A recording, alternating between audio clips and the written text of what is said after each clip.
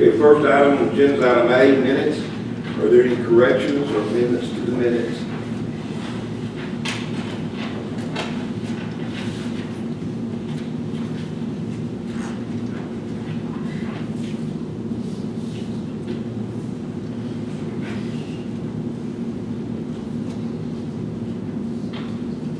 Not sure it's worth correcting, but I noticed on the page A1 that Carolyn Rogers, her name is Caroline, C-A-R-A-L-I-N-E.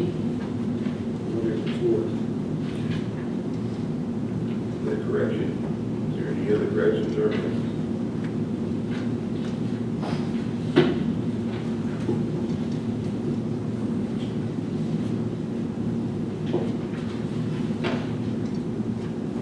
Make a motion to be accepted with one revision. A motion to accept the minutes with that one correction. Do I have a second? Second? And a second. All those in favor signify by aye. All opposed signify by no. Motion carries. Next item on the agenda are accounts. There's no vote required on accounts. If you have any questions on any of our accounts, please give us the page and a line.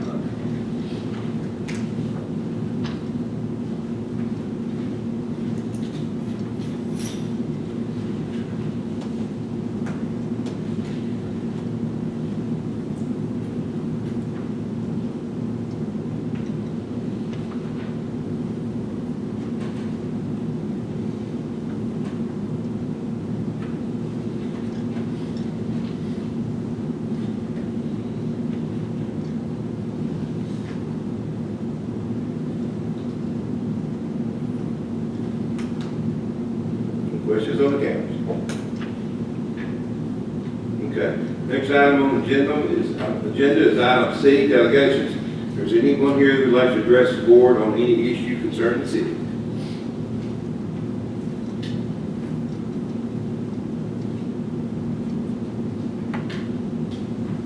Okay. Next item is item D. Consider final action on the 22-23 city budget and tax rate ordinance. The proposed tax rate shall be the final certified tax rate approved by the assessor of the property. This time I'll call a public hearing for anybody who'd like to address us on our budget. Say I'll open it up to a public hearing at this time. Anybody like to address the board on this?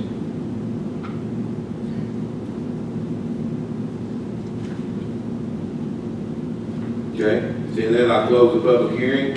Go to number 2, consider the 22-23 city budget and tax rate ordinance on final reading. Jim? The budget is identical to the one you passed last month. They have still not certified the final tax rate yet.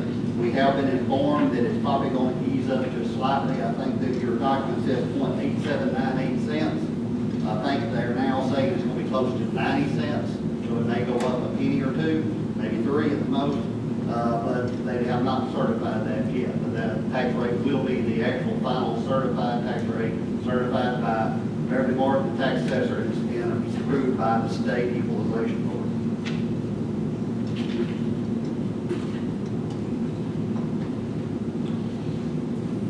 All that would basically do was give us a little extra revenue if it goes up. So Well, actually, the certified rate is supposed to produce exactly the same amount of taxes with the new appraisals as last year. So really, your revenue will not go up. It's because they're adjusting their appraisals a little bit, is the reason the tax rate may go up a little bit. They're handling the appeals right now for the appraisals, and so really, it makes no difference total revenue. I think they recessed and approved. That was, say yesterday. Yeah. They came out yesterday, they approved, so we should be within a week or so receiving our certified rate.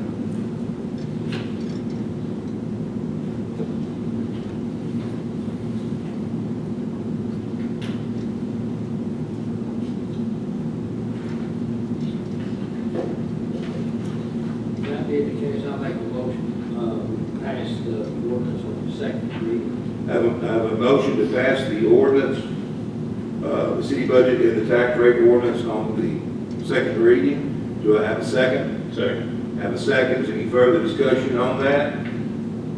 Seeing none, roll call vote. Mr. Phelps? Yes. Mr. Barber? Yes. Mr. Smith? Yes. Ms. Butler? Yes. Mr. Rhodes? Yes. Mr. Banks? Yes. All voted in favor.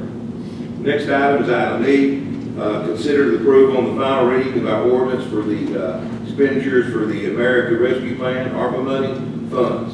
Jim? This is the same exact document you saw last time. We passed on first reading last month. The amounts, we talked about the projects. We're spending most of the money for city use as far as for improvements. The very biggest one of the bigger ones is the city park grant.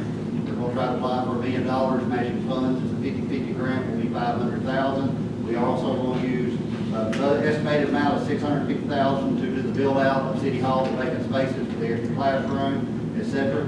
And the rest of it is mainly for equipment for the department's vehicles and equipment. So I think it's been covered through hearings and also through budget meetings. So I think if you have any questions, feel free to ask. We're still not sure when we will see the second half of the ARP funds. We're assuming it'll be about the same time we got it last year, which was October, November, so before we actually receive all the funds.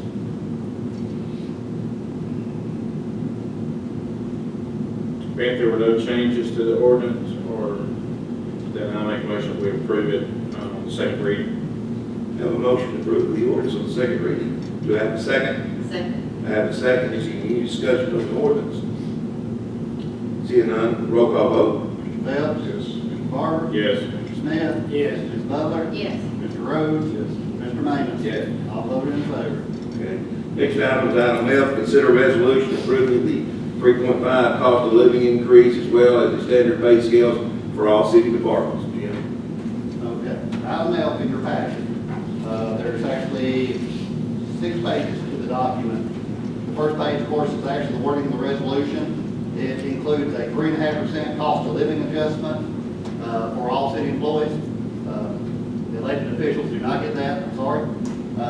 Also, under section 3, we are setting up a premium pay for CDL drivers. CDL drivers now, because of the training requirements, are harder and harder to find. That is on page 5 of the exhibit, and we'll get to that in just a second. This also includes the standard Christmas bonus / longevity pay we've been doing for years for the employees. The pay scales are attached. If you have any questions, it's the same pay scales we've had for years, with the exception of the color changes. And on the last page, F6, which is 5 pages of the attachment, is it actually says that we're giving $1 per hour premium pay for CDL drivers that we have now, plus we're offering that for any new hires if they have the CDL we need for that department. We did a Class A in the utility department and a Class B with air brakes in the public works department, for the garbage trucks, etc. A couple of them. We also are leaving it up to the department heads to come up with a plan to allow certain people they choose within the department to go ahead and try to get them through a training program. And we're still researching training programs, the cost involved, and so we don't have all that worked out yet. We'll be keeping y'all in the loop as far as that process. But if they pick drivers that need to have upgraded to CDLs, they've got the option to determine how many is needed in their respective departments and who would actually go for the training to get that. So it's just not every CDL would get it. Right now we're shorthanded with CDL drivers, so we need a few more, both in utilities and public works. So it's just for whomever the department heads. Yes, That you they will not basically anybody. be looking at their group of employees and say, hey, I need somebody to go to CDL school, and they'll evaluate who wants to go and see if we can get them pushed through. So, Now, TCAT is giving CDL classes. Classes, Yes, yeah, it's 200 and something hours over 6 weeks. yes. So it's not a simple And, one day, 40-hour thing. It's 200 and something hours of time. And so that's what we're trying to figure out, how to get employees to push that through that. Well, that's going to be extended time away from work. You're going to have to schedule work when they're gone, and work out the cost involved, et cetera, for us to do well, this. could it be a combination, I don't know, of some class time, but if someone internally, like in Daryl's department or Carter's department, that has theirs, do some hands-on with them, would that help? No. You've got to be a certified school in order to be, this is the federal law. But they could be also employees, contractor employees simultaneously. That's the way JEA is doing that's kind of what we're looking. Yeah, Daryl's gonna be working with JEA. to see They work with where- Jay, improve, with Jay, bring those people in to do the training. They did. And that's what we're trying to do with JEA, is trying to be able to piggyback off them and send our people to JEA trains when we send people up there to train with But JEA. some on, like training with them and helping them along, so Oh, yeah. their employees are also co-employees at that point. Yeah. And that'll help them be on the job a little bit more than being out somewhere. Yes. Yeah, we're looking at our options there, and we'll get certified, That's- and actually go to test for the Okay. CDL. And that's the reason the page 6 does leave it somewhat open, that the city will establish a program to get these people through their training. We haven't got the details Now, on what's the that. deadline, Jim, that these people have, we have to have? Actually, it was February, end of February, or February 20th, or something that they now have to have in school. Anybody before that didn't have to, so Okay, anybody now has to have in school. In okay. fact, even an upgrade your license from like Class B to the Class A, you've got to go to the full school to get the same training. So it's going to be harder for everybody, Sure. industries, Yeah, contractors, and the cities, all to keep, get and keep CDL drivers. And that's the reason we're adding the dollar premium pay, to hope maybe to keep them, once you get somebody certified, maybe we can keep them too. okay, okay. What about our existing CDL drivers that we have on staff? They would automatically. They automatically They start. automatically get this. Okay, that's what Separate I. part, yeah, sure. It's separate Except for departments. departments, yeah. Both. This is, Sorry, Darryl. this is in public works. This is in public works and utilities Sorry, only. you get on. The fire department, because of emergency vehicles, have exemptions. Yeah. So they don't have to have CDLs to drive fire vehicles, which is sort of strange, but fire departments, emergency vehicles are exempt. So it would only, this only pertains to public works and utilities. Okay. If there's no more questions, I'd go ahead, I'd like to make a motion that we accept this resolution for the 3.5% COLA and all of the attachments therein. Have a motion to accept the resolution. Do I have a second? Second. I have a second. Is there any discussion, further discussion on the resolution? Seeing none, roll call vote. Mr. Phelps? Mr. Barber? Yes. Mr. Smith? Yes. Ms. Butler? Yes. Mr. Rhodes? Yes. Mr. Manning? Yes. All voted in favor. Okay. Item G, consider the ordinance amending the 21-22 budget current year. Our ordinance amended each year, Jim. Okay, this is a budget amendment ordinance.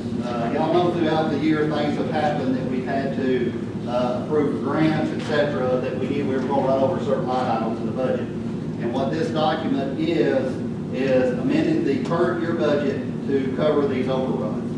And I've laid in front of you a corrected page G1. Keith today called me and told me my math was off today. And if you see the highlighted item added $10,000 was not on the original.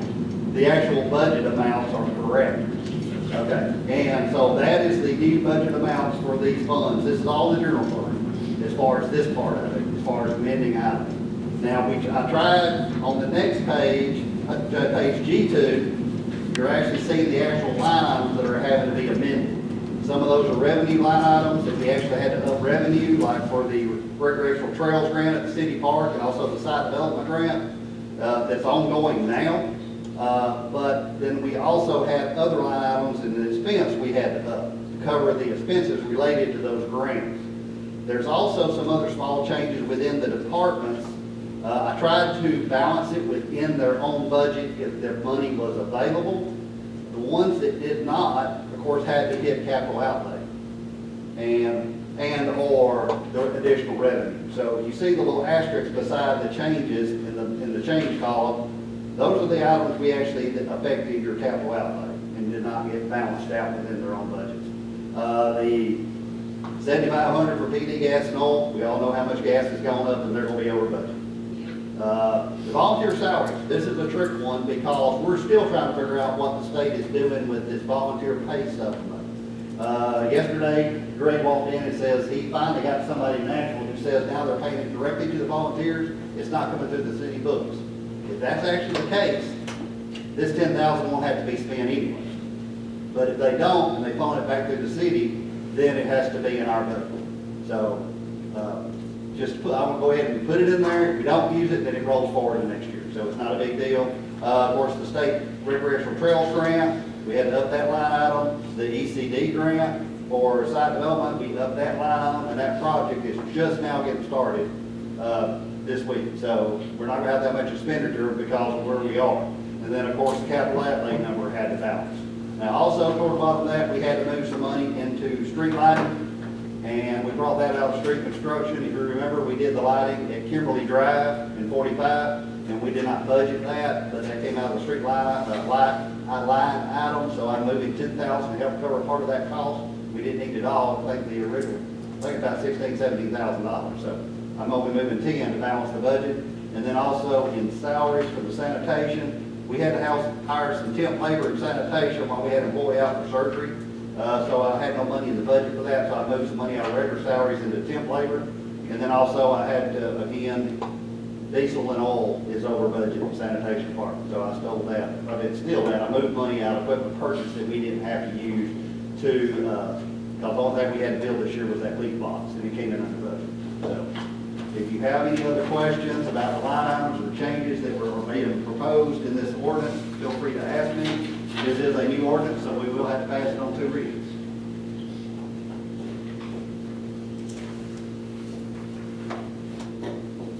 Make a motion to pass the ordinance for amending the budget for the 21-22 year. Have a motion to approve the ordinance. Do I have a second? Second. I have a second. Is any further discussion on the ordinance? Seeing none, roll call vote. Mr. Phelps? Yes. Mr. Barber? Yes. Mr. Smith? Yes. Ms. Butler? Yes. Mr. Rhodes? Yes. Mr. Manning? Yes. All voted in favor. Since it was unanimous, we can entertain a motion on the second reading. So moved. Have a motion on the second reading. Do I have a second? Second. Have a second. Roll call vote. Mr. Phelps?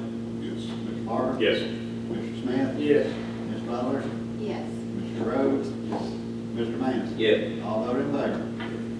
Next item on the agenda is item H, consider the ordinance amending the water and sewer rates to fund the extra depreciation expense related to proposed project, paid for with state TDEC, ARPA money, grant funds. I'm gonna turn that over to Jim and Darrell Ball.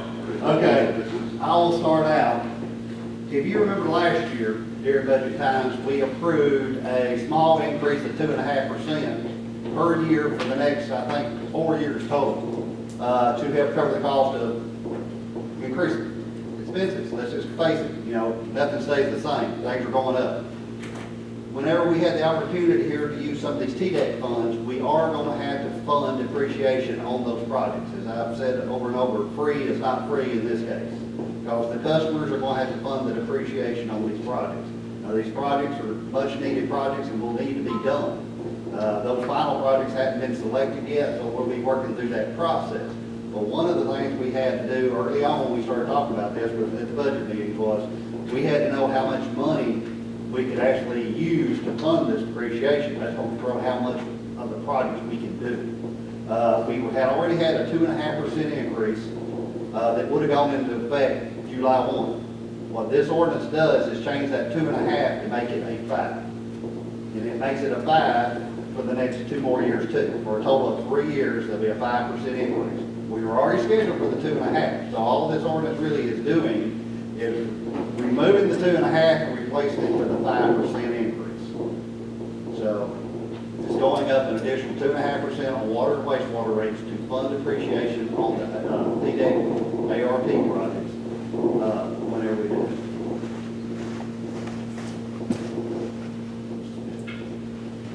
You got anything?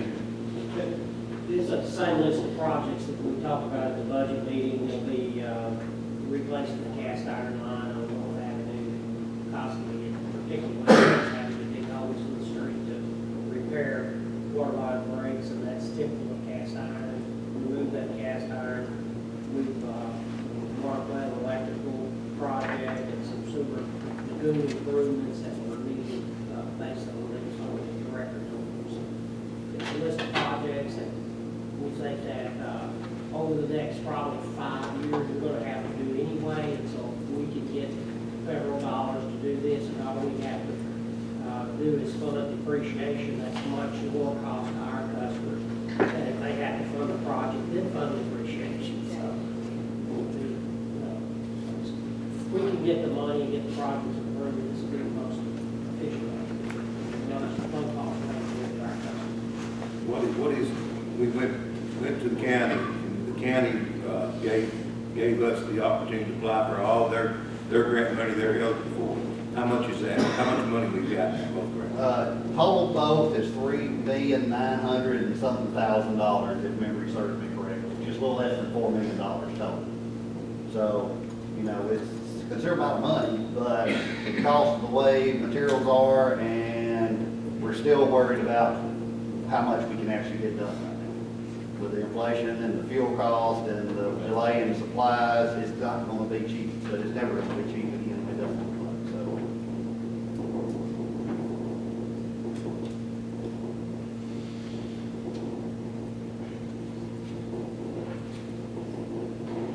I think this is what, 15% match? Yeah. So, It's a 15% match. It could be as low as 10, depending on how we score the categories.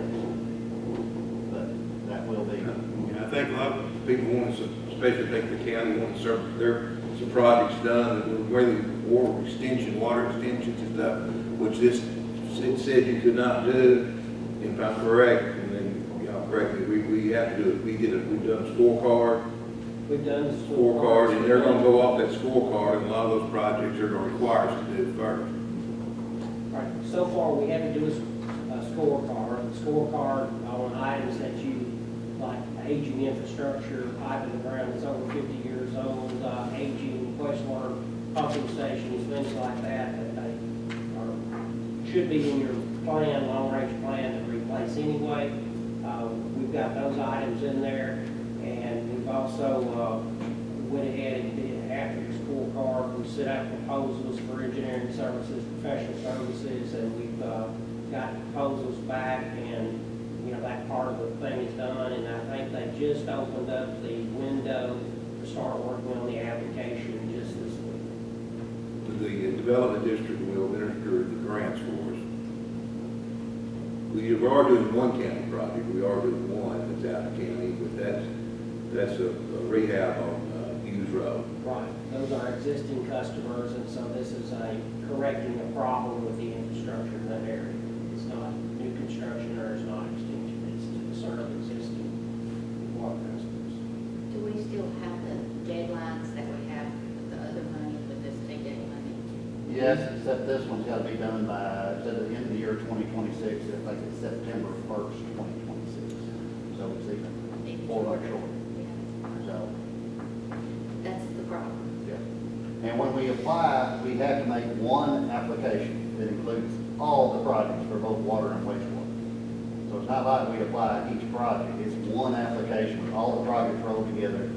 And the engineering report on each project has to be submitted with the application. And then it has to go through their review process.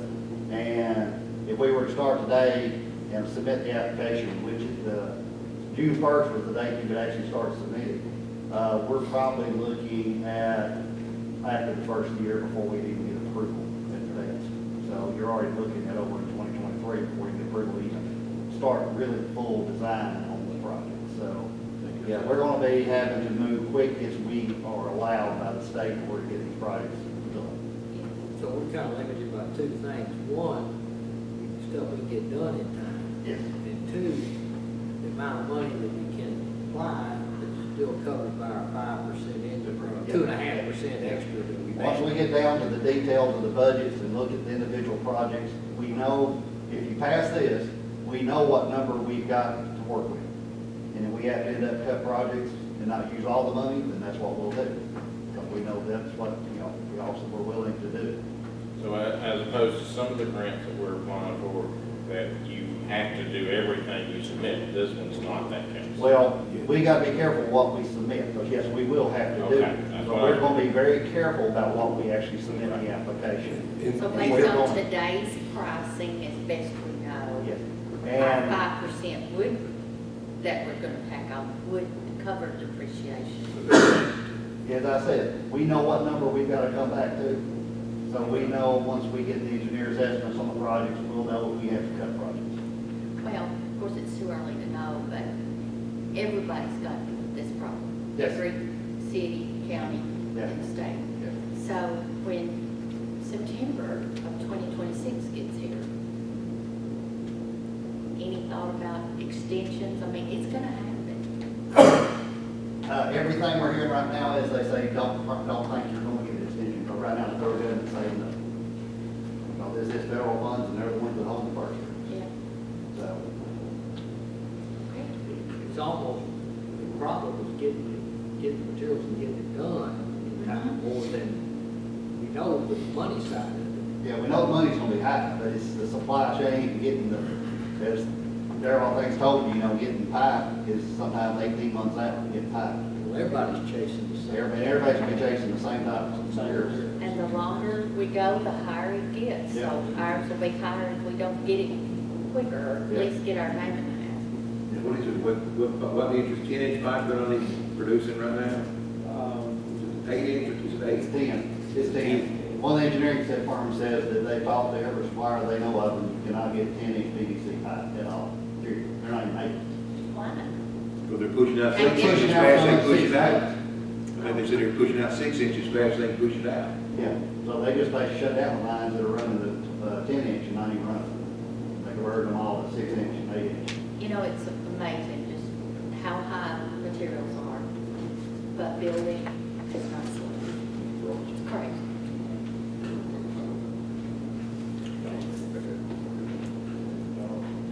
That's going to probably be compounded in our area because of the local project.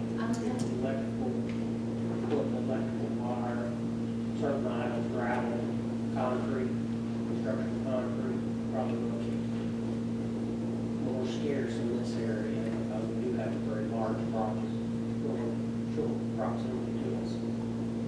These projects, from what I understand, are going to be just like SRF projects in that, say we get the design done, we bid the project, the contractor goes ahead and orders the material, buys that material, we pay for that.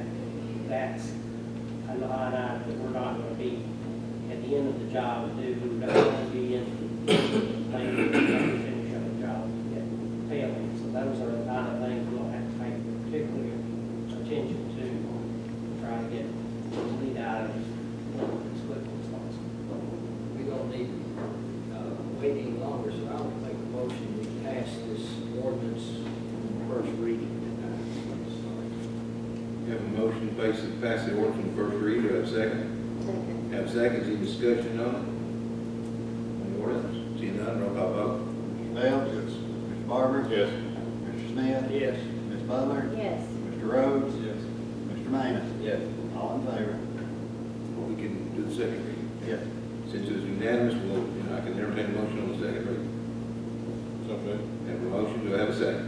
Second. Have a second, any discussion? Seeing none, roll call vote, please. Mr. Phelps? Yes. Mr. Barber? Yes. Mr. Smith? Yes. Ms. Butler? Yes. Mr. Rhodes? Yes. Mr. Manus? Yes. All voted in favor. Since that's passed, then we go to item 9, which is consider approval of the 2022-2023 utility department operation and capital expenditure budget. Which one y'all want to Alicia? take? Nation?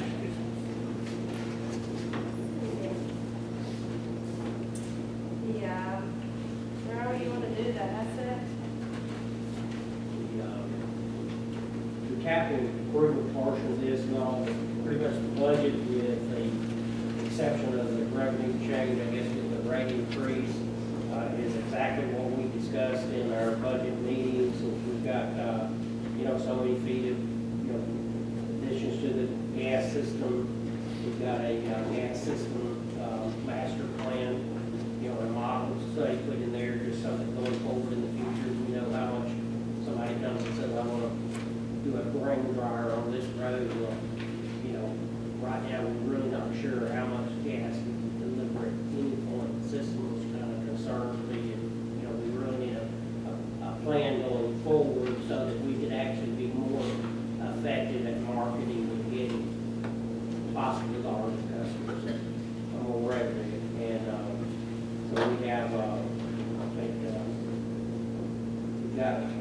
trucks in here. We've got major items. We've got some equipment for the skid steer, additional equipment that we'll be using with it. And then we've got a small dump truck. That's kind of the major items. It's not quite, I think we're proposing to spend less than we did last year on actual new additions to the gas system.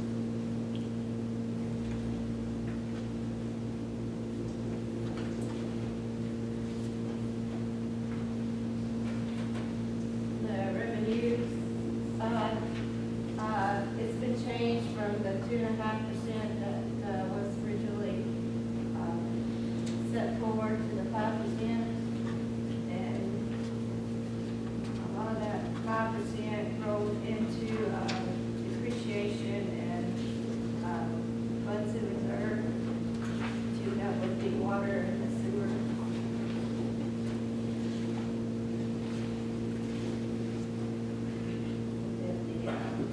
Nothing really changed in the gas.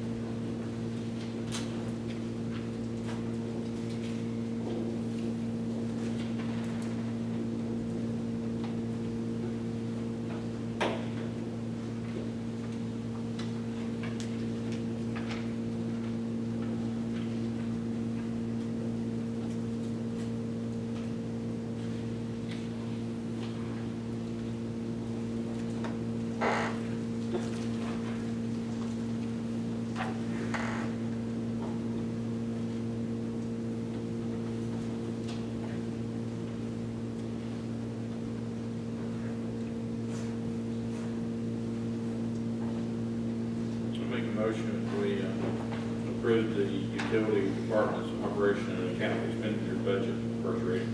So I'll make a motion we approve it on first reading. Have a motion to approve the budget. Do I have a second? Second. We have a second. Is there any further discussion on the utilities budget? Seeing none, all those in favor signify by aye. Aye. All opposed signify by no. Motion carries. Next item is consider action on text amendment to the municipal zoning ordinance to permit distribution centers, mini storage units, and warehouses within the M1 light industrial district, M2 heavy industrial district, and M3 retail industrial district as permitted as a permitted use. Brent, why don't you go over it? We've had several people who have shown interest in some of our industrial areas for a distribution center, for mini storage, and right now the zoning really doesn't allow that. If you're not having storage with the plant, then you would not have standalone storage in the industrial zone. So we looked at that, the planning commission agreed that that may be something that we need to allow as a use permitted in this zone, because it more aligns itself to that zone than it would be to any other zone other than maybe commercial. So that is their recommendation, and we're here to see if y'all give it approval. This time, since it is a zoning ordinance, I'll open up the public hearing. If anybody would like to address this change in our zoning ordinance. Seeing none, I'll close the public hearing and turn it over to the audience. If you have any questions to bring?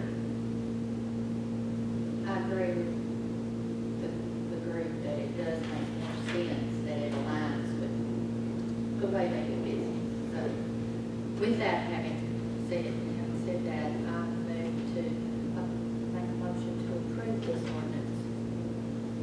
I have a motion to approve this ordinance on the first reading. Do I have a second? Second. I have a second. Any discussion on the ordinance? Seeing none, roll call vote, please. Mr. Phelps? Mr. Barber? Yes. Mr. Smith? Yes. Ms. Butler? Yes. Mr. Rhodes? Yes.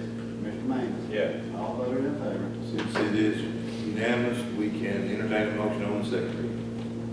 So moved. Have a motion on second reading, do I have a second? Second. I have a second. Roll call vote, please. Mr. Bell? Mr. Carter? Yes. Mr. Smith? Yes. Ms. Butler? Yes. Mr. Rhodes? Yes. Mr. Mays? Yes. All those in favor? Ordinance passes. Next item is item K, consider an action on appeal of decision of the planning commission not to recommend rezoning of a property located at 436/440 4th Street. The owner Sylvia Flowers, from R2 residential to I industrial. Brent, I want you to go over history of that. We'll go over. Actually, it's institutional. That's the institute, what's the institute? Industrial. I'm sorry, institutional, I'm sorry. Yes, sir. Ms. Sylvia and I began talking about this in February. She was looking to get some zoning change at 504 and 440 4th Street, where she owns and runs a daycare or childcare, tender loving daycare. In March, at the planning commission meeting, the planning commission voted to rezone the 504, or give it a positive recommendation, and to table the 440 request until the next planning commission meeting. They wanted some input from neighbors. We did not have a planning commission meeting in April, but it did come before the board of mayor and alderman, the rezoning of 504. Had your public hearing, and I think that passed. So, Ms. Sylvia brought me a petition from the neighbors and had some signatures on 4/28. So, at the end of April, we had a planning commission meeting, the first Wednesday, 5/4/22, first Wednesday in May. At the planning commission meeting, they reviewed the signatures, discussed the possibility of what went on there, and the planning commission wasn't willing to rezone the entire tract. They weren't willing to spot zone the single piece of property, so they denied the rezoning of the 440 property. Did they share some? Yes, and at that time, I think Ms. Sylvia had decided that they wanted to appeal that to the board of mayor. Mr. Silly,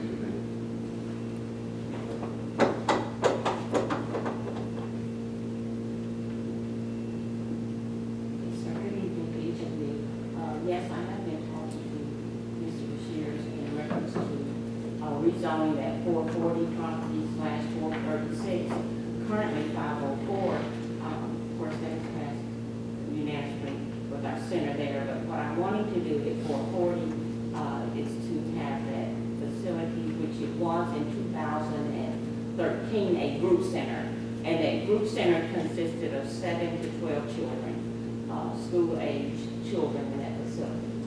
What I would like to do is to reestablish that property for a after-school summer program and before and after-school program as well, for a group center for children. It would allow that number for housing would be 12 plus 30, and it would be considered for an after-school program and a summer program, which would give me additional spacing that I would need for school-age children in that facility. That's what I was wanting to do. Like I was saying, in 2013, it was a group center. It was a group facility, childcare. I think the problem was with one of the neighbors, they wasn't for sure what that facility would be, but everyone is in agreement at this point now that it could be allowed to be a childcare center, group center. And that's what I'm requesting at this point. Also, I would need that facility in the event, and I'm hoping that that will pass, that we will renovate the current building that we're in. If we renovate the current building that we're in now, we could utilize the 440 Street to house the children that we have now in that facility as well. So I am requesting and asking that we could use that property for additional child care in that area. before we go any further, let me since this is a zoning change, we still have to have a public hearing. So let me open up the public hearing. If anybody in the audience would like to address the board concerning this, they can come forward and speak if you'd like. Okay, this time I'll close the public hearing, and we're back on, we'll be back, and I'll turn it over to the audience.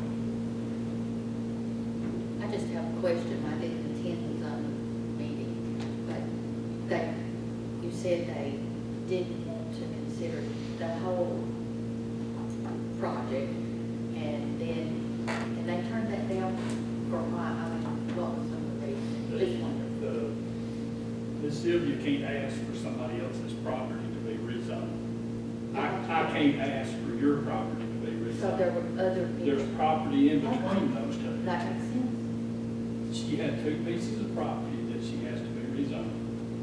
The property at 504 bordered a institutional zone across the street. And the planning commission had precedent before that they had, if you touch the zone, even across the street, they will allow you to be rezoned. So that piece of property was rezoned because it did border directly across the street. The 440 is in a residential R2 zone, and there is no border to an institutional freedom. So the only way that you could get this piece of property would be to rezone everything back to the property that was rezoned, the institutional. Because spot zoning, I think, is defined, and I had to look it up to make sure that I got this right, is singling out a parcel that benefits the owner because it would allow use, not allow for the surrounding properties. So we don't want to do that. So there's really three options that you can legally do. You can deny, you can rezone that strip, or you can change the text to allow this use in the R2 zone, which would allow a non-residential type use. People would not be living there, it would be a daycare, but it would not be a family daycare that people have to live in to run. Is that So still spot zoning? if you rezone, if you change the text, amend the text to where you allow that either by use permitted or use permitted on appeal, it would not be spot zoning. It would give anybody in that zone the right to do that same activity that Ms. Sylvia's won't do at that piece of property. The next door neighbor could do it, anybody in the residential, all over the city. I was gonna ask, this is citywide, part two. It's, Yeah, when you use this rezone campers. that would be everything that's zoned. It changes the uses that are permitted in that entire zone. No. That's the wording of it, correct? Yes. On the appeal, how does that work? You're talking about, this can't go to the boards on appeal. No, this, No, this is. This can't go, this could go, what I'm saying, we could change the text to allow that. you can change the text to Okay. allow this to be a use permitted on appeal in an R2 district. But because that's a totally different item than this rezoning, I would say the planning commission has to draft that and the planner would bring it back for consideration. Yeah. If y'all would like to consider that. No. And that would require another public hearing because that's totally different than what we're considering tonight. And what this appeal is tonight. Under state law, if the planning commission denies a rezoning request, the property owner always has the option under state law to appeal that decision to the city council, and that's what's happening tonight. And so, you know, I don't want to get confused here. That appeal is totally different than what a board of zoning appeals can do as a use permitted on appeal. It's two totally different things. So If I tonight, might- I'm sorry. If I might address the board, Mr. Bashir's, we talked with and gave to you signatures from the people that live on that block, Yes, sir. to which each of them concurred with the rezoning. Yes, sir. So we're not spot zoning or asking for somebody else. We did that and they agreed that they wanted that. Is that correct? And then the lady, the one lady that had issues, I believe called you and said she was in agreement. She did.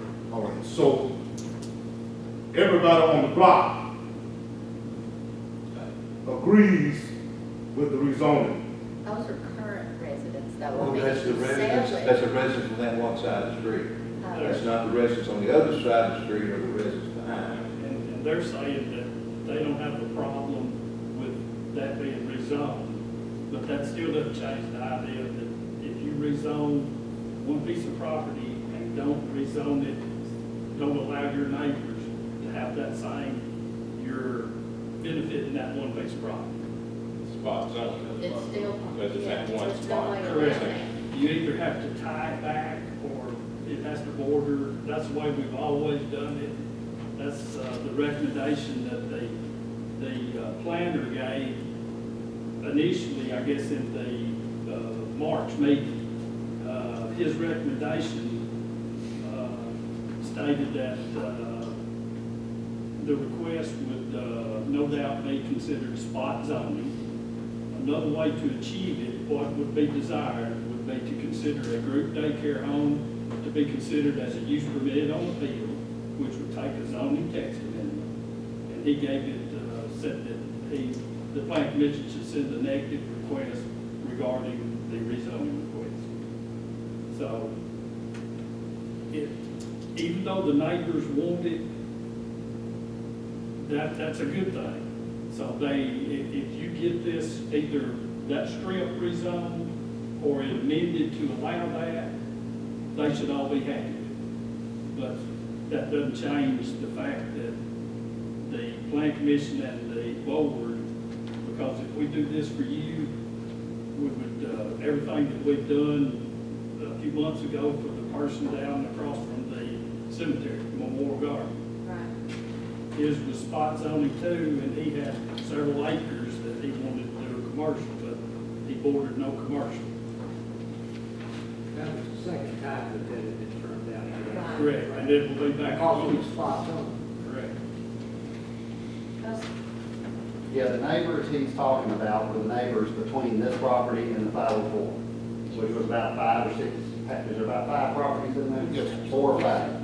Those are the neighbors he's talking about. If- We have not talked to, or the properties across the street, as the mayor mentioned, Well, or that to the back, which The is more. property across the street, Mr. Trice on, he's listed on there. Right. Yes. And then the And next house, and the church there, they didn't have an issue, but I do follow it. Yeah, the only person we had that had any negative comment was the neighbor next door, Miss Johnson. And she did call back and said the daycare, she had no problem with it. 3 of the properties on that side of the street between you and the duplex were inactive, or it was the church and the lodge, and at 431, 425, and 500, all those were inactive. We had no contact with a couple of people.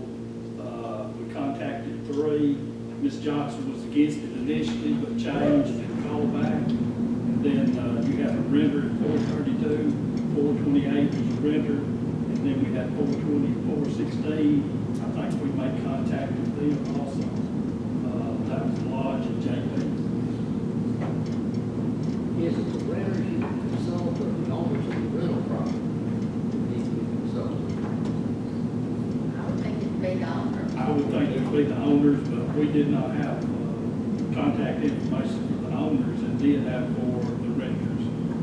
Well, they can't, shouldn't have any say, really. Well, neither one of them made a statement, Tina and Melody.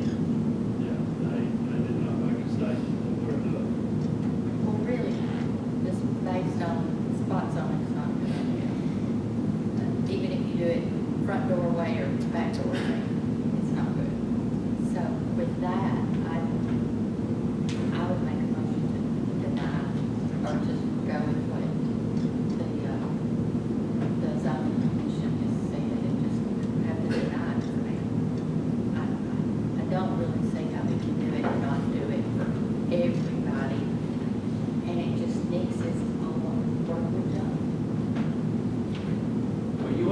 do it for everybody, we just all depend on what it is, where it is, and what it consists of. I mean, just because if we did, okay this, does that mean we have to, Oh, that'll be better. okay, do we have to okay it somewhere else because we did it? It all deals, of course, with the people that get out of it. You could be Well, that- watching this To every Lawson week. or any kind of. Yeah, Or every month. No, spot zone, we spot zone. Now, that good. That's what I'm saying, That's we what spot we're saying, zone, some we spot spot zone, so I'm thinking somebody that what we told couldn't put spot zoning, that opens that can. But like I say, that, Or you could have somebody that's a neighbor that finds out later that is against this, well, you know, we could leave it down the street. They could end up. Or an owner, not just a renter. Yeah, across the street, down the street, on down the street, next street over. It's just a little messy, you Odds know? are, the only option, like I said, the only option is, I'm not in favor of this, but you're talking about just rezoning the whole block to an institution, that opens up every one of the institutional, whatever, what falls under that Yeah. zoning.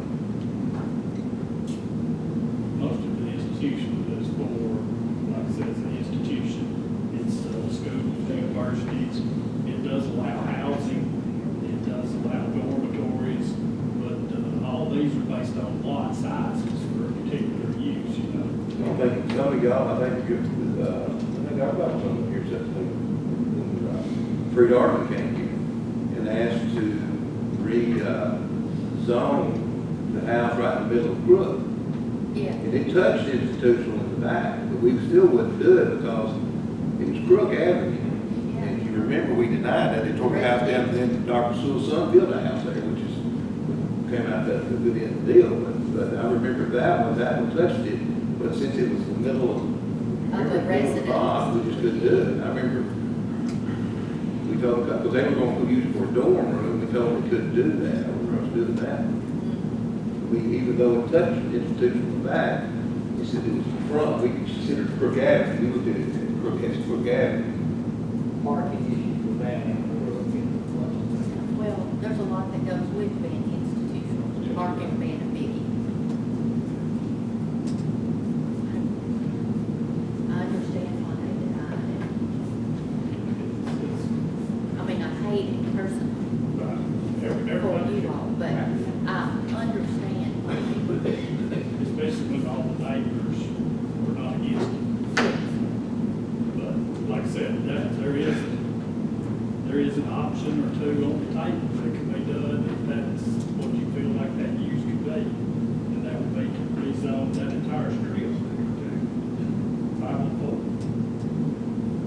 Or do a text amendment to allow it. We can't just go around and start putting anything anywhere. That's like Houston, Texas, that's no zone. Any use is allowed anywhere. So you could have a business right in the middle of a residential neighborhood, and, you know, years ago, that's the way it used to be, but now they're trying to take like uses together. Goes back to talk about the cemetery, when we did that, all the neighbors around that area was against that. I think you're probably correct. And to me, that was like, I found the fact that if That the may- neighbors was against it, well, that, to me, that plays a big part, that if the That neighbors make are your for job it, easier. you know, it really should. And that doesn't mean the next one comes along if the neighbors are okay with it in that area. That's just like you mentioned about the house. But the question would be, would that not give that man recourse to come back on the city and said, okay, you told us you denied this because of spot zoning, and now you just approved one for spot zoning. Would that not put us in? But it'd be You only do the way one more. lot, yes. Precedent's been set. I think. But that's where we get jammed up now. That's the question I asked about the whole block. I think the legality gets a whole lot clearer if you do tie it back to the institutional zone is what Brent's saying. I would say that's really the only way you can consider illegally. And even have an argument that it's not spot zoning, you do tie this 436, 440 all the way to 504 and rezone the houses in between, the 4 or 5 properties in between. That way you're not just rezoning a single piece of property for one owner or something. The use of that property remains the same. The R, the residential, remains the same. None of that changes. If we moved or sold the property, it still remains, even though we use it for that purpose, it still remains residential. Well, let me ask you this question, I'm just being devil's advocate, you're acting like it's not gonna change. Let's say that, being devil's advocate, let's just say that 2 houses down between, let's say we zoned that whole thing. And but between the $10 daycare and where you wanted to, there's a house there. It was sold. And somebody came in and said, okay, since this, we're gonna make a group home for people that are coming out of, that are coming out of jail. We're gonna make a group home out of this where they can, they're on probation, but this will be their group home. We used to call them halfway houses. And they can just do that. Under institutional, can they do that? I would have to go look to make sure, but I think some type of that would be allowed in several zones. Because I remember, Even if it has to be rezoned to be that, no, that'd be done, this is what the zoning is, not what the thing is, what the zoning is. I remember years ago, when I was on the city council, the cancer center, the cancer guy wanted these green buildings zoned, that was going to be one, not even one, it was on industrial, because he had chemicals there. And some of us voted against it, it came back, and the people came around and said, wait a minute, you know, it's a great cause, but once you zone it in industrial, now you got the guy to come in and do anything there to put balls under that guy. Look what that does That to was the their fear property. we had, well, I had on that board, was when we did that one, was not his was doing cancer research, you couldn't, argue with that. But if he decided not to leave, and that thing is still zoned industrial, I could very well somebody could come in there and start, producing stuff that should be an industrial plant, or industrial zone. So, I mean, it's got. It's a slippery slope. Yeah. We've been here before. Yeah, okay. But you also have to think about these individuals that are across the street, that are right behind it. What's it gonna do to the market value of their property that they're now right next door to an industrial? Institutional? Institutional. I wouldn't know that. Who knows? because their property too is back in where the school is on built, too, those lots are coming in there, So so. the other thing, go back to, what was the third thing? You could Change design, the wording. you could change the text amendment to change that, to allow it in that zone, the R2 zone, or tie it back to the existing zoning on that side of the street, so it would be spot zone. Just on that side, Well, all that. you could, yes, it would just take somebody that would look at it and say what or how much needs to be rezoned to make it look feasible. Properties like the church and the lodge, they could be rezoned to institutional and would more or less fit in there. Right. It would be a big deal for them. But the houses or the apartment. The houses and the apartments are a use permitted in the institutional zone. Like I said, but you're gonna have basically a non-resident type daycare that's gonna be next to it. And the neighbors have already said that they didn't have a problem with it. Right.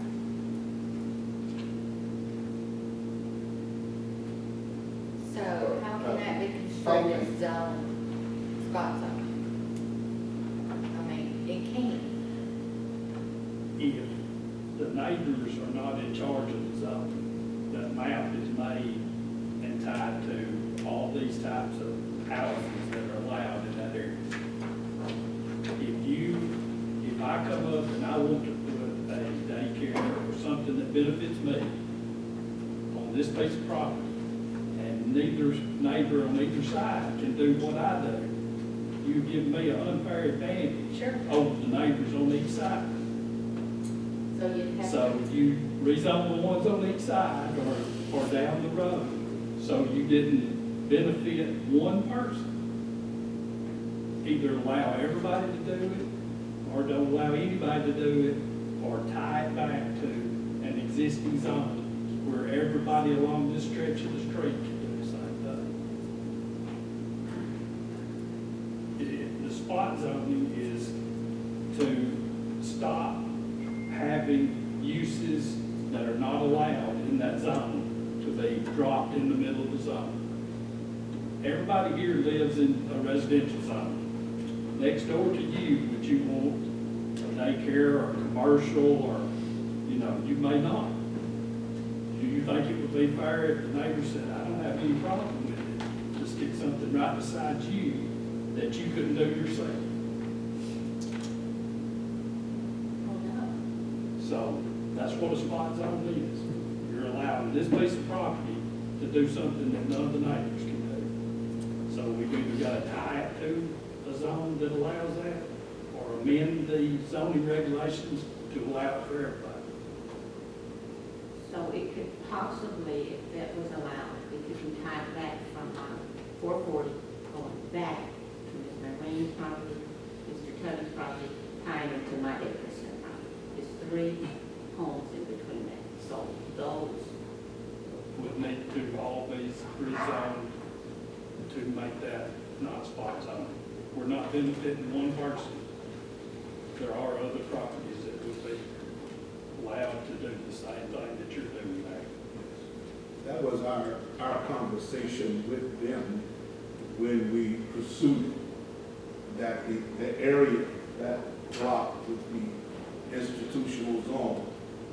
And they could, you know, have whatever benefit that allows, as well as we could, not something that we would just exclusively. So that was the conversation being held with all those that we communicated our desire. Do taxes or insurance and that sort of thing change once you go from residential to an industrial? Institutional, Or I think taxes, zoning and taxes or property assessment is 2 different things. What Beverly does and what we do is ours is based on use, what can be allowed in this. Hers is based on whether it's commercial, residential, and they've all got the level of what they, the tax level that they will pay based on that. Is it different from residential? I think it would be. Those persons that are not engaging in the activity will not have an addition. We would, because we have a business insurance, we have all of that, and the property that we would use in it, Ms. Morgan assessed as personal property to be taxed. Everybody, like I said, ours is based on what's allowed, hers is based on what the use is. She taxes based on the use. We are different, we don't, our zoning is just, these type of uses are allowed. Daycares have been discussed for years, and one of the main issues that related to daycare, let's all face it, we need daycare. All of us through the years need daycare for our kids. But when it comes down to it, daycares do generate a whole lot of traffic. Oh, yeah. You're talking about 15 kids in the facility. If they happen to be individually from individual homes, that's up to 12 to 15 cars a day, twice a day, going into that business. And that is a higher traffic count than you have in a lot of businesses that are operating in your business districts. And they're there because of things such as traffic. That's one of the things that has been argued for years as far as allowing daycares in residential areas. And part of the problems it causes is the traffic it creates, especially when you have a lot that doesn't have enough area to have a parking lot off the street. And we do know that there's probably going to be a school located right down the street from this in a few years. That's going to have anywhere between 700 to 1,000 kids a day going to it. So that street's fixing to pick up a whole lot of extra traffic. And I see the city very possibly and almost certainly going to have no parking on 4th Street all the way up and down. So that may limit parents' ability to drop off and pick up depending, well, if the existing daycare is gonna be bad enough, but you add a second one, it's gonna make it even worse. So that's, I'm not saying that's a pro or con, I just want to make you aware that that is a distinct possibility in, the last we heard, 3 to 5 years. And see, those parents are dropping off, they're circling and dropping off. They're not parking, but they're coming in and out, same as the bus route. It's busy right it is now. Okay, The well. traffic is flying, and it's busy now. It's gonna get worse. And so when the schools come, still, you know, you're gonna still have that situation going on. Is this property gonna be able to be designed where they can pull in and pull back out as a loop or something? We'll put them. Yes, sir, Do because they if you have- see it now, the, A parking lot or just a little? We'll put it in we'll commit, we'll put it in a circle line, pull in. There's plenty of space in the back where we need it. Yeah, they need to stay up that street, it's just dangerous. It's very dangerous now. We will make the admission. Make it safe.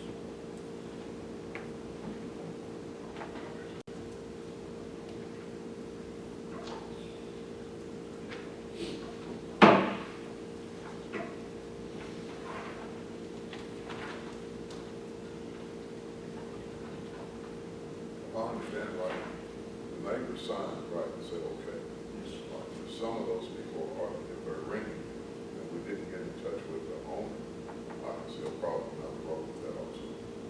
well, if we're gonna tie back to the center of the inn, all of those own their property.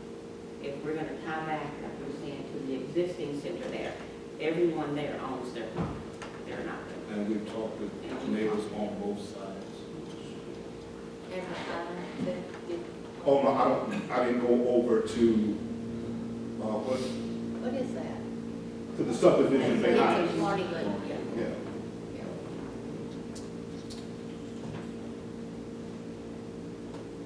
well, they still can. They're good. Not only that, if you approve it, binders down the road and have some home sales, Oh, yeah. and they disagree with it at that point. Well, that's generally come lately, that, I mean, Well, it's that's how already, you handle that, that's what I'm asking. I mean, this is not a situation where we're gonna have a massive number of children in and out. We've done this there before, but we wanna have it where it is done within the scope of the law and have the blessing of the city as we move forward.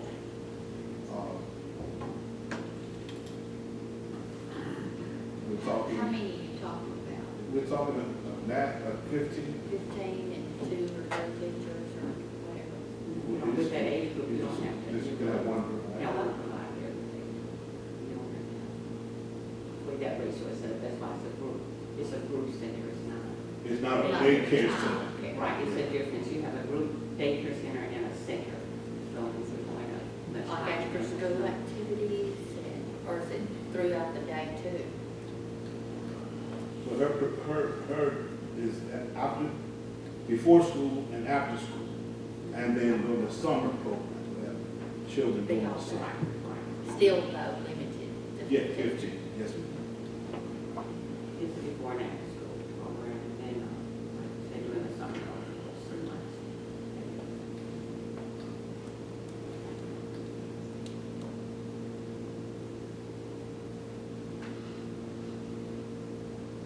We're looking, I mean, several things look like floating around as possibilities and things that might be done. But it looks to me like the one item we have in front of us as a board tonight is to consider that the appeal on the decision by the planning commission for that one piece of property, not what might happen to the other properties between. I think the only thing brought to the planning commission was to rezone 436 and 440, correct? That was, yes, because There again, you just can't, that. right, you can't ask to rezone somebody else's property. I don't think. I hope not. I would not, I think that would be a good plan. So it would be strictly their property is what was asked. We were trying to see if the plan commission which they did the one piece of property that bordered. And then they did not, with the other, did not tie it all the way back because they considered that spot zoning. So there we go, we're back to the same thing. Do we tie it all the way back? Do we amend it? Or do we deny it? So if we denied it based on what they gave us to decide, could they then go back and discuss doing the whole zoning, not just the little So I spot think we zoning? denied, I think the plan commission denied either one, we didn't want to do either one. Oh, That was the reason that we did, I think the I think planning it was commission discussed said, both we're in running a spot zone, he said, you're kind of, the board decided not to give a favorable recommendation. We didn't deny, we shouldn't give a favorable recommendation, it comes back to y'all, if they choose to do it. But for me, I mean, I might be wrong, you got two options, either we change the text amendment, or you zone it, we got three options. You deny, change the text amendment, or you rezone all the way back to 10-11 daycare. That's about only three options you got. If you try to spot zone it, we're gonna be in trouble. I'm sorry, I'll be honest with you, I'll be upfront with you, I would veto that one simply because I know I'd be in a lawsuit pretty soon down the road. Somebody, because there are several people still mad at us for not doing this one out here, and they'll be right on our doorstep. We'd be exactly doing what we did, do the exact opposite of what we did out there. So you really got three options, like Brent said, either deny, zone it all the way from 10-11 daycare all the way to that, or you change the text amendment. But when you change the text amendment, tell me if I'm wrong, if we decide R2, that way it can be a daycare anywhere that's R2, correct? So every place in the city of Henderson that's R2 could do a daycare out of it. You would give them the same Option that they're asking for. So that's to me, that's your three options. We can't tell one person they can do something and then nobody else can.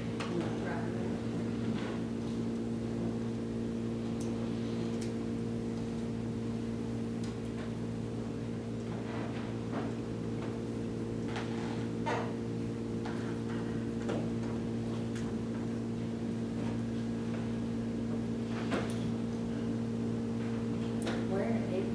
Motion already made. Well, she started when she chatted, then we didn't Well, I pick them got up. She interrupted. didn't. I got interrupted. Well, she did it go on the side some, but it was really, the thing about it is, where I'm thinking we're wrong, I think the board, we're in an appeal process here, I think the board needs to decide what we're going to do. Either go forward, because if we kick it back to the planning commission, we're going to be right back up here. I know. I think the board has to decide, y'all have to decide the board what y'all want to do. And you got your three options. I'm gonna have to make a motion to support the decision of the zoning commission, And or planning commission. so to consider the zoning back is not an option Denied. that you would take. We denied that. We denied We, the that. planning commission denied it. Okay. But The- your motion no, is, your they- motion is to To support the Same as decision. well. Yes, that's all we're asked to do, is either I'll agree second with the that. planning All or right. zoning. I have a second. Is there any further discussion on the motion? Okay. We might as well get a roll call vote on this, Jim. Mr. Felton? Yes. No, or yes? Yes, Okay, in favor of upholding the planning commission recommendation. Okay, we'll make sure we got it there. Yes. Barbara, Mr. Smith? Yes. Ms. Butler? Yes. Mr. Rhodes? Mr. Manning? Yes. All those in favor of upholding the planning commission's decision? Okay, thank you. Thank you. Thank you. Next item on the agenda, in other business, is if you see in front of you, I think you should have an email from Clinton Malone from Southwest Electric. They approached us, I talked to them on the phone. They're wanting to put install EV charger system on Front Street. The only thing they're asking for us is the easement to put them there. They're going to do it on Front Street, and we have some questions Jim and I read the contract, and like I say, it was definitely out of my, job description. So, we're gonna give it to Jerry Spore to go over it, because we see a few things we might have some problems, not big things, but just some things we want to question. And then the big thing they told us, they were wanting to do 4. The email says 4, but the conversation I had with him today on the phone was 2. 2 spaces is what they said on the phone, but that email clearly says 4, so we would need to clarify. The pictures is what, yeah, pictures is what they were saying. Yeah. But he said, but the contract is 4, so I'm wondering if it's some template they send to everybody, and some of the cities want 4 and some they want 2. But I was gonna get with him again, he's gonna call me tomorrow, because one is, I'll be entering the contract, so I need the board to give me authority to get with Jim and the city attorney to enter this contract. I mean, it's coming, we need to do it, Yeah. but I want to make sure, because we had a couple of things that we had some concerns about, with talking about liability. Yeah. And then one was talking about, I think we had to even, they didn't even talk about towing vehicles, they wanted us to. Yeah, they wanted us to be upfront, tow vehicles. Tow vehicles. Electric vehicles there. I think what we ended up doing is maybe doing a city ordinance where you can be ticketed for improper parking or something. Yeah. And we could do a city ordinance where you get ticketed. If you park in front of one, you're not, Yeah. I'm not a big favorite going down Front Street. There was Some some other in the parking contract. lots start towing cars.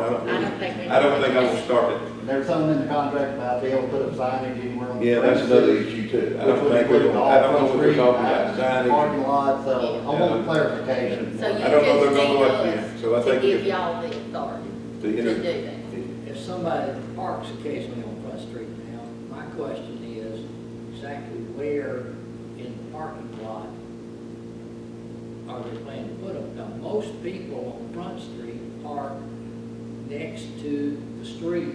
Right. They come up the sidewalk, Right. come up Yeah. the bank. I think they're looking at the sidewalk that's on the lower sidewalk, and looking at grassy area to put them there. So you just pull up there and you do it. But here's a problem we're gonna have, and here's an issue, here's another issue, it's hit me right there. Here's That's another not issue our that, position. here's another, hit me on that. That's- But here's another issue, I just hit me here. That's a sidewalk, pedestrian sidewalk goes all the way down there. How are they gonna plug into those things and not have those things across the sidewalk? Yeah, that's something we're gonna have. Yeah. So there's some things we have to look and where they put them. I'm not saying we're not gonna do it, I'm just saying, there's some questions we have to sit down with them and figure out where it is. Because I know they're gonna want the best location, but the best location might be the best for us. But they do want, it's my understanding, the side next to the sidewalk, which is next to the grassy area, which is toward Front Street, except on the lower level. So that would be the strip. that The most people- handicap spots and everything else, they want that grassy area to put them. They gotta put them somewhere. Well, what about, well, I guess it's an easement from the railroad on the other side. On the The far side. far side is owned by the railroad, they just gave us the right to put the pavement there. Okay, so Yeah. that's theirs. Yeah, that's it, we have to put, just about have to put them That'd there. be a better Or place. or you could, I guess technically you could put them at the very end down there by the water, but I think they're gonna want up there, so. I figure they're gonna want almost right in the middle of that parking area, or right next to the handicap, either on the north or south end, one of the two. Of course, they won't take up the handicap spots themselves, but they did mention it need to be ADA accessible. This is for ADA compliant. Yeah, it's gotta be ADA. And then it's got a different kind of marking we gotta do and everything else. Yeah. So, yeah, we'll have to figure out exactly which 4 spaces, whether there's 2 spaces or 4 spaces, we'll have to determine exactly where it'll be. But I'm sure it will be the spaces next to the sidewalk, which is next to Front Street, Where everybody wants to go. where everybody wants to park, yes. Everybody parks now. So that'll be 2 spaces that will be empty unless somebody has a electric car and sitting there plugged in. Yeah. At one point, For hours at a time. there was some discussion in the chamber, offhand at breakfast, first Friday breakfast, about maybe wanting, if they had them somewhere more downtown, that way people obviously got to plug up a while. When he called us, we gave him 3 or 4 spots. We were looking at, we thought behind, Sue Shelton Park, those parking areas behind Sue Shelton Park, there was no sidewalk there, they pull and they just plug up there, and they could, but he came back and these were the areas they wanted, so, and that's for another conversation we'll have to sit down and have with him. But he asked for areas that the city owned, in which we gave him the parking lots, And about all thing we could give him was the parking lot. And I honestly thought, I was concerned that Sioux Shelton, they would want to use that and get the best place on the side, on the Washington Street side. They didn't want to do that, but they went, I was trying to get them to do behind, but they wanted Front Street. They want Front Street for some reason. They chose Front Street, we didn't. Visibility. But these pieces, these things they maintain and everything else, they're $700 piece of property. And here's just another question that I'm sure Jim and I have with them is, how you gonna, sure, we don't, are you gonna overhead or are you gonna bore to them? Yeah. It's another question we have to ask them, how they're gonna do that. So what we need is a motion though to give you But it's the in there. authority to, And we'll keep you in the loop and everything, and I guess you could scream very loud at Jim if there's something so bad, we stop. I know it's Jim's fault. It is gonna be Jim's fault, it's not working. I'll make that motion then. You right, okay, It's Jim's fault. to get, it's Jim's fault, yes. I have a motion, to allow Jim and Jerry Spore and myself to enter into contract for the EV chargers. Correct. Do I have a second? I have a second. Any further discussion? Seeing none, all those in favor signify by aye. All opposed signify by no. Chief? I talked to Lonnie Cobb today, and, or Lonnie Cobb Ford. They've got some SUVs coming in, the 1st of July that's unspoken for. If the board would give me permission, since we passed the budget tonight, not to invoice anything after July 1st. If not, we're gonna be on the waiting game. And I don't wanna do that. So can we move forward with those? I'd like permission to go ahead and move forward when we get those. Not invoicing after July 1st. That's what we did with the fire chief, right? Yeah. I don't have any problem, but you just can't let that money stay in our pocket. Burn it all. I'll make a motion with the chief, go ahead and place that order for the truck call. Have a motion, do I have a second? Second. All those in favor signify by aye. I'm sure they're gonna be on the same timetable the truck will. The truck is here. Brent? No, sir. I had an issue with, out on, the Magic Valley, they're gonna build the mini-storage buildings. There is a water line that got put back behind all the property back years ago. Comes across the highway there at Zippy Marks, comes across that field at an angle, turns, goes through the woods and over the hills and through the woods and. The great house house we know. They, when they were clearing that property and starting to move gravel in, it already had an obvious leak that had been there for quite some time. We repaired that, and then we were back out there today where they were running equipment over and repaired it in another spot, found a place that had some blue fittings in it, which hadn't been allowed in 40 years that I know of in municipal, water line design in the state of Tennessee.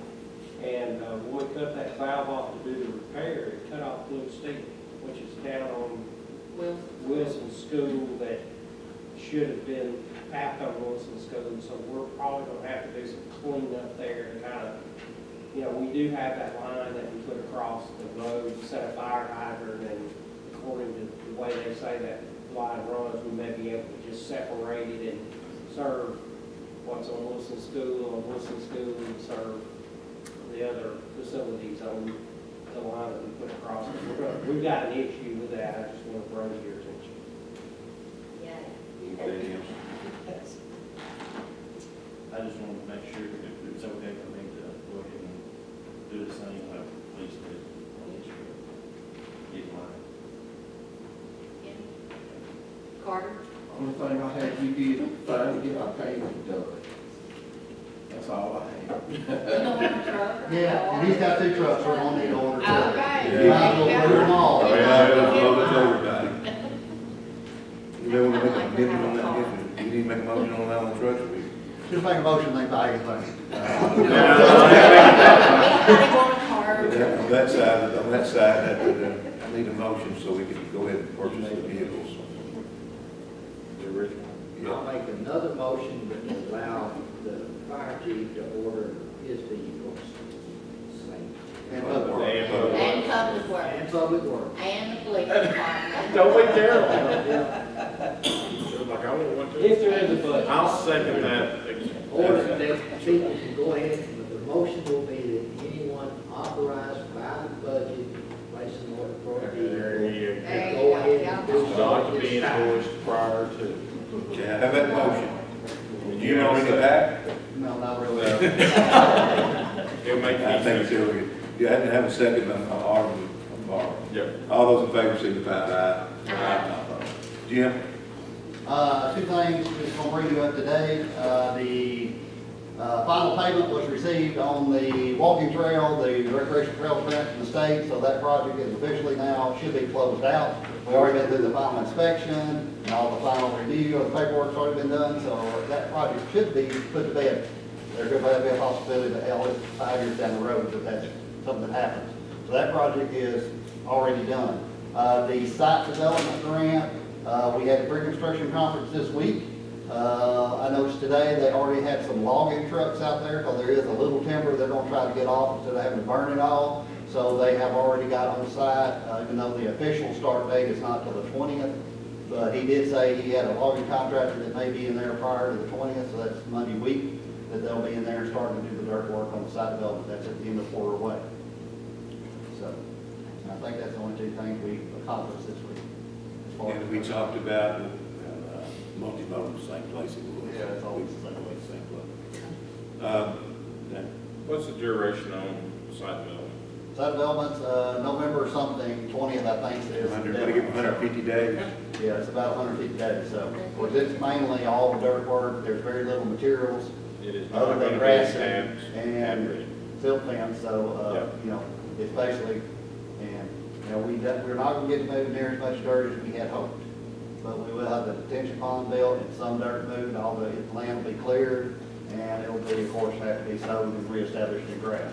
One thing I wanna mention about that, when they get ready to establish grass on that property, on that site, I'm gonna have to get a quote for them to reestablish grass underneath the power line easement that we had to use for the first site development. That's from the dead end cul-de-sac of Porter Way up the hill back almost to the back of the meter, underneath that power line, because that's the way they had to come in for that site when they started. So we still have a SWIP outstanding on that without a contractor tied to it, so it's gonna be our responsibility to reestablish grass and get that one cleared. So these SWIPs are sort of like a nightmare trying to finally get them released. Our name's still tied to the original site development grant, the Arvin Sango project, we can't get cleared because of erosion at their detention pond, the power line easement, and now, of course, we've got the new one. So we've got 4 or 5. We did get the city park one released, so we really didn't disturb anything to speak of anyway, so.